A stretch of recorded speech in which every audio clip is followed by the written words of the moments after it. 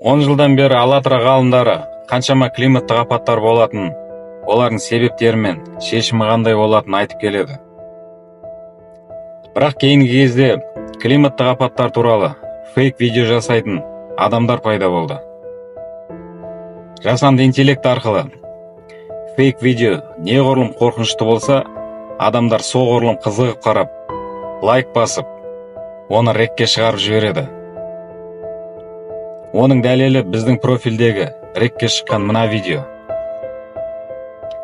Адамдар осындай видеоларға қызығып қарағандықтан, біз өз профилімізге текст ретінде жасанды интеллект арқылы жасалған видеоны бірнеше күн бұрын салған едік. Нәтижесін өзін көріп тұрмын. Адамдар қаншалықты сенгіш, сыни көзқарасы мүлдем жоқ. Оны комменттерден байқауға болады. Комментарийдің 90% бәрін бір құдайдың қаһарына жатқызып, өздерін таңдаулымыз деп ойлап, бір құдай құтқарып қалады деп отыр. Жарайды, әрі қарай жалған ақпарат таратушыларға оралайық.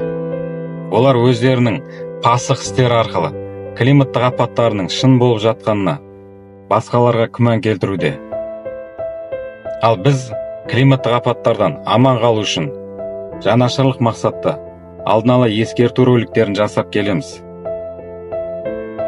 Біздің бұндай роликтерді жариялау мақсатымыз адамдардың өмірін сақтап қалу.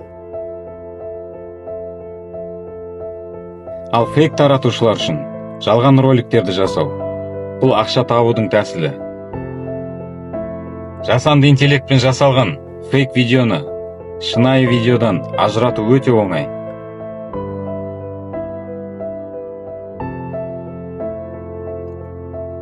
Міне, Мьянма туралы жасанды интеллектпен жасалған жалған видео. Мьянма қатаң билікті кедей ел. Онда тіпті медицина төмен деңгейде, интернет нашар және цензурасы қатаң. Апат болған күні бірден дронмен түсірілген видео қайдан пайда болды? Мына видеодағы әр детальға мұқият қарайықшы. Адамдар сәл ғана телепортация жасағандай өте қызық қозғалады. Егер осы кадрға мұқият қарасақ, жарылған жердің тереңдігі көрінбейді. Жарықтың түбі тегіс болып тұр. Ал мына көп қабатты үйдің шатырында қабырғалары да бұзылмаған. Бірақ үйдің жаны қирандыға толы. Мұншалықты қираған дүние қайдан шықты? Егер бұл видео Мьянмада түсірілген болса, онда неге үйдің қабырғасында Қытайдың иероглифі жазылған? Мұқият қарайтын болсақ, кейбір нысандардың, жолдардың, басқа да нәрселердің сызықтарын нейросет нашар көрсетіп, сапасын жойып пискелдеген. Тағы да жақындатып мұқият қарасаңыз, от ауада жанып тұр. Бұл телефоныңда байқалмағанымен компьютеріңізден анық көрінеді. Жасанды интеллект жасаған видеолардан аулақ бол. Өйткені бұл біздің планетамыздағы нақты климаттық өзгерістердің өзектілігін жоюда. Не істеу керек? Осы екі климаттық докладтан климаттық апаттардың нақты прогрессиясын өзің тексеріп шықсаң болады.